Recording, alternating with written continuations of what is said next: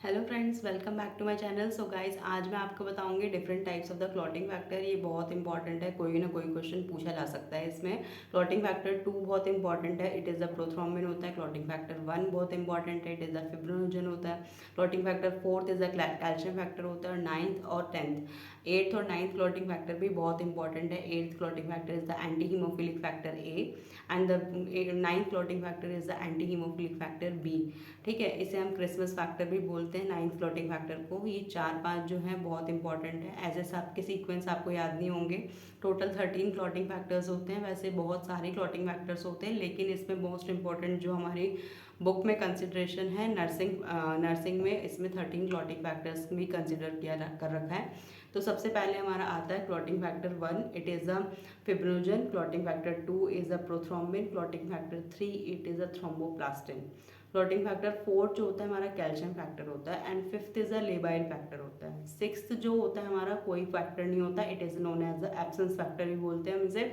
And seventh is a stable factor होता है। And 8th जो होता है हमारा anti haemophilic factor A. And 9th is the anti haemophilic factor B, जिसे हम क्या कहते हैं, क्रिसमस फैक्टर भी बोलते हैं। और इसके साथ साथ हमारा जो 10th जो होता है हमारा क्या होता है, स्टूवर्ट फैक्टर होता है। एंड 11th जो होता है हमारा टिश्यू थ्रोम्बोप्लास्टिन एंटीसीडेंट होता है। और उसके साथ साथ जो हमारा 12th जो होता है हमारा हैगमैन फैक्टर होता है। एंड 13 जो होता है टिश्यू स्टेबलाइजिंग फैक्टर होता है। ये हमारे 13 क्लॉटिंग फैक्टर्स होते हैं। इसके साथ साथ जो क्लॉट की फॉर्मेशन, कैसे क्लॉट का फॉर्मेशन होता है, क्लॉट का फॉर्मेशन के लिए 3 प्रोसेस होते हैं। सबसे पहले हमारा प्रोथ्रोम्बिन एक्टिवेटर्स जो होते हैं, या फिर प्रोथ्रोम्बिनेज एंजाइम क्या होता है, इनकी फॉर्मेशन होती है। ये क्या होता है, इनएक्टिव फॉर्म में होते हैं। सबसे पहले इनका फॉर्मेशन होता है, और इसके बाद जो होता है हमारा, जैसे ही एक्टिवेटर्स एक्टिव हो जाते हैं तो ये क्या करते हैं, हमारे प्रोथ्रोम्बिन को थ्रोम्बिन में कन्वर्ट करते हैं। प्रोथ्रोम्बिन हमने पढ़ा था, prothrombin is the clotting factor 2 होता है। एंड द क्लॉटिंग फैक्टर 2 जो होता है हमारा, prothrombin convert into the thrombin in the presence of prothrombin activator enzyme और द प्रोथ्रोम्बिनेज एंजाइम और द कैल्शियम फैक्टर। और इसके साथ साथ 2-3 क्लॉटिंग फैक्टर्स और भी होते हैं, जैसे clotting factor 10th and the clotting factor 5th। In the presence of these enzymes और द क्लॉटिंग फैक्टर्स और द कैल्शियम फैक्टर्स की प्रेजेंस से ही हमारा prothrombin convert into the thrombin में होता है। फिर उसके बाद जो होता है हमारा, जैसे ही हमारा थ्रोम्बिन की फॉर्मेशन हो जाती है, तो थ्रोम्बिन क्या करता है, हमारा फिब्रिनोजन को फिब्रिन में कन्वर्ट करता है। तो फिब्रिनोजन जो होता है इनएक्टिव फॉर्म में होता है। ये क्या होता है, fibrinogen is converted into the fibrin में कन्वर्ट हो जाता है।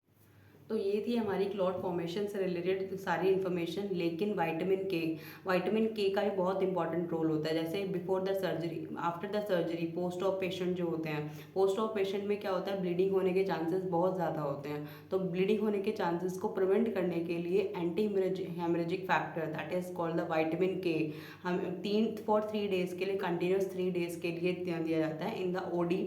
ओडी का मतलब that will be the 24 hourly, एक टाइम दिया जाएगा 10 mg।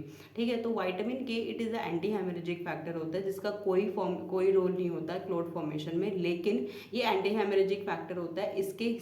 अगर हम वाइटामिन के देते हैं तो वाइटामिन के क्या करता है, हमारे जो 4 क्लॉटिंग फैक्टर्स को फॉर्म करता है। 4 कौन कौन से, that is called the prothrombin, यानी कि क्लॉटिंग फैक्टर 2, 7, 9, 10, यानी कि 2 second clotting factor the prothrombin.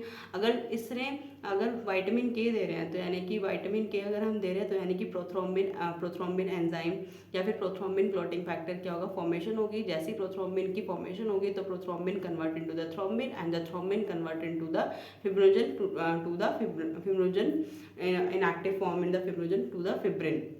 यानी कि क्लॉट की फॉर्मेशन ऐसी हो जाएगी, जैसी क्लॉट की फॉर्मेशन रहेगी तो ब्लीडिंग प्रिवेंट कर सकते हैं हम जब भी। जैसे वाइटामिन के का मोस्ट इंपॉर्टेंट रोल जो होता है हमारा लार्ज इंटेस्टाइन में होता है। लार्ज इंटेस्टाइन में जो भी हमारे कमेंसल बैक्टीरियाज होते हैं, उसको फॉर्मेशन में भी हमारा वाइटामिन के की प्रेजेंस में ही होता है। तो वाइटामिन के, तो एक तो हमारा ये ध्यान में रखना है, वाइटामिन के इज एंटी हेमरेजिक फैक्टर होता है। इसके साथ साथ हमें ये चीज़ भी ध्यान रखनी है कि वाइटामिन के जो होता है हमारे 4 क्लॉटिंग फैक्टर्स को प्रोड्यूस करता है, that is called the 2, 7, 9 and 10th। 2 second clotting factors the prothrombin activators होता है। 7th clotting factor it is known as the seventh clotting factors जो होता है हमारा स्टेबल फैक्टर होता है, 8 2 7 9, ninth is the anti haemophilic factor B होता है, and the 10th clotting factors जो होता है हमारा 10th क्लॉटिंग फैक्टर जो होता है हमारा स्टुअर्ट फैक्टर होता है, यानी कि ये 4 क्लॉटिंग फैक्टर्स को फॉर्म करता है, लार्ज इंटेस्टाइन में कमेंसल बैक्टीरिया की फॉर्मेशन करता है, and the vitamin K is the anti haemorrhagic factor होता है।